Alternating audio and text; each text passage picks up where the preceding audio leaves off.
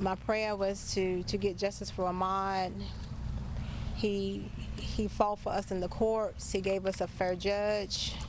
Judge Wamsley, he heard the testimonies from each witness.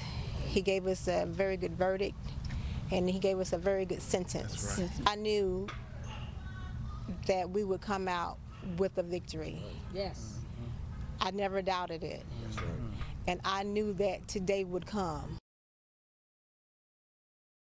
The three white men convicted of killing Ahmaud Arbery were sentenced to life in prison today.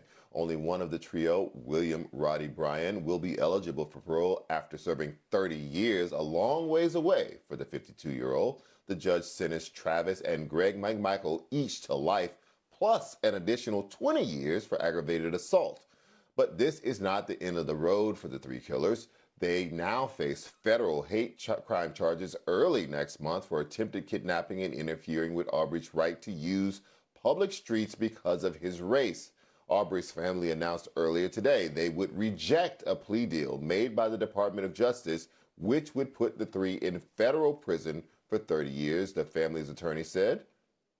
She rejected that offer because we believe that today the state will move forward with life sentences without the possibility of parole. And we think that's the appropriate sentence. Joining me now to discuss, C.K. Hoffler, attorney and chairwoman of the Rainbow Push Coalition. So, C.K., Ahmaud Arbery's mother asked for the maximum sentence today. She nearly got it. What is the next step for this case? Well, first of all, good evening. The next step for this case is to see them behind bars, quite frankly. Ahmaud Arbery's mother wanted to have all three of them get life sentences without the possibility of parole. Two of them got that, Greg McMichael and Travis McMichael, the father and son. For William Roddie Bryan, I think the judge made a distinction because he did cooperate, he did show a sense of remorse, and he did draw a distinction between the other two and that defendant. But he gave him a life sentence plus. And we have to remember that there's another case. There's a hate crime case that is coming and is supposed to be tried, I believe, in February of this year, so next month. And I agree with what the family said. But CK, before we get to the hate crime case, I just want to make sure that we understand something. Have these three men's lawyers indicated that they will appeal this verdict and this sentence already? Or are we waiting to see if they're going to appeal later? I'm pretty sure they're going to appeal, and they have indicated before that they would appeal the verdict. So it's standard, really, for defendants to appeal their verdicts. If they are going to be incarcerated for life, they're going to appeal the verdict. And so we can expect that. And particularly with the crazy behavior of Mr. Goff, I mean, we know that there are going to be appeals to the verdict, and they're going to attempt to appeal the sentencing, without a question. So this now moves to a case for federal hate crimes on a federal level. Georgia at the time did not have a hate crime law. The family is pushing for the harshest punishment they can get, even on a federal level. How do the feds and the state negotiate the kind of imprisoning of these people, assuming there is a guilty verdict on the federal hate crimes charges? They're already in jail for life in Georgia. That is correct. They're in jail for life for Georgia. But in the event, and this is my understanding, and I don't know how they will ultimately negotiate it, but let's say he's convicted, all three of them are convicted on the federal hate crimes as well. Let's assume that happens. And they would have to be taken into federal custody. There would be a process of negotiation, but it is my understanding that they would go into federal custody at that point, even though they have been convicted and they will be serving life sentences in state court. So I think no matter what, because I'm assuming that with the evidence that I understand is going to be presented in the hate crime trial, and that's where we'll see the evidence of the racial animus. The judge talked about the racially charged text messages that exist in this case. And I've seen some footage that I thought was just horrific and that was terrible, even worse than the footage that we saw in the state court case. So I think there's a pretty good shot that they will be convicted in the federal case as well. And I do hope there is not a plea, but then they would be remanded into the custody of the federal court, the federal system. And that is my understanding. So let me just raise a hypothetical because I'm just interested in how this would play out. Is it important to have two convictions in case someone sees this as a political football and thinks about pardoning these three men? For instance, we may have the same president in 2024, but we may have a different one. We may have one that we've had before, who saw a lot of the racially charged, high-profile convictions as opportunities for him to make a case, and he stepped in and pardoned people. If someone's pardoned on one level, does then the other jurisdiction kick in? Meaning, if they were pardoned on a federal civil rights case, would they revert back to the state conviction and they still be back in jail? Well, I don't think there could be. Let's assume they're convicted on both. The president, Yes, if there's a president, as I understand it, would not be able to pardon for the state claims because they have been tried in a state court, but the governor could. The governor could.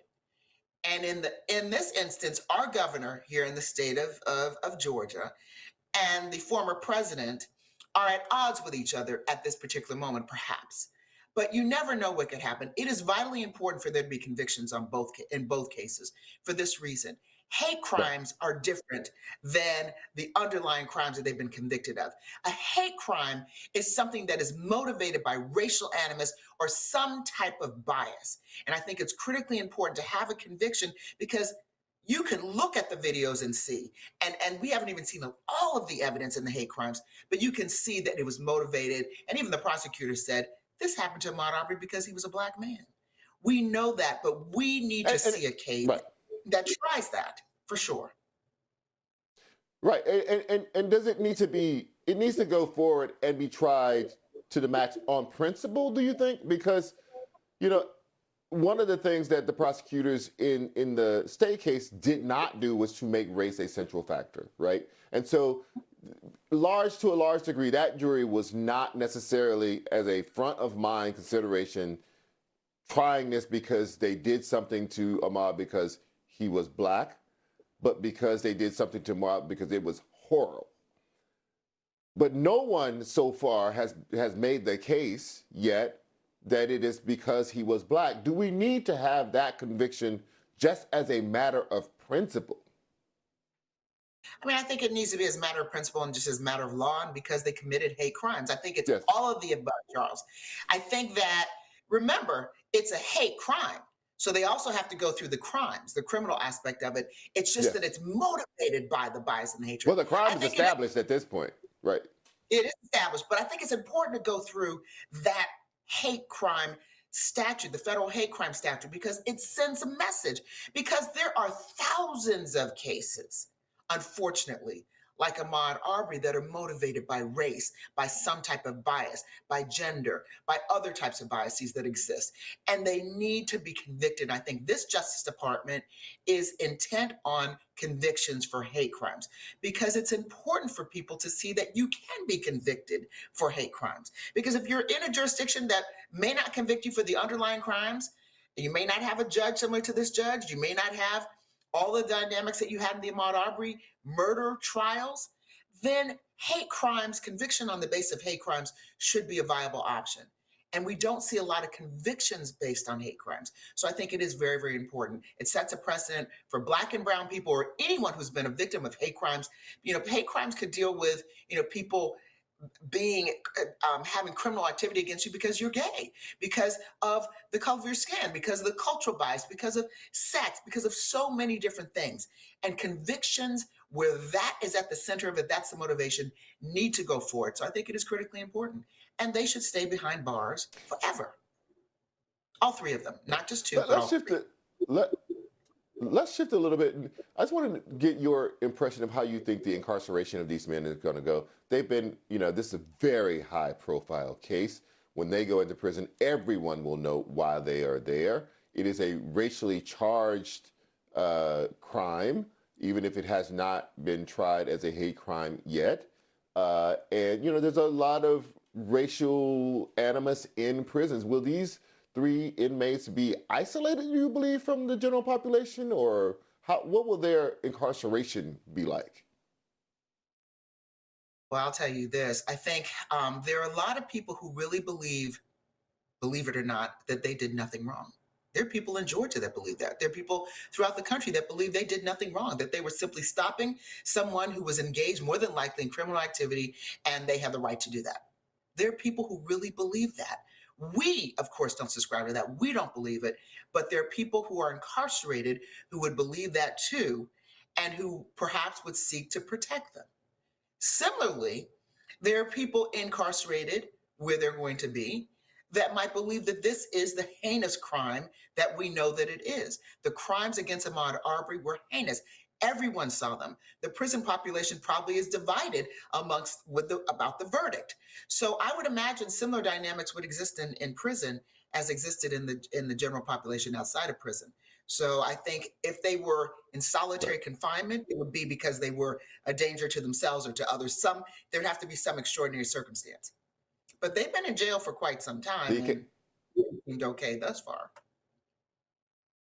The jail is different from the penitentiary. So, C.K. Hoffler, thank you very much for joining us tonight. I appreciate it.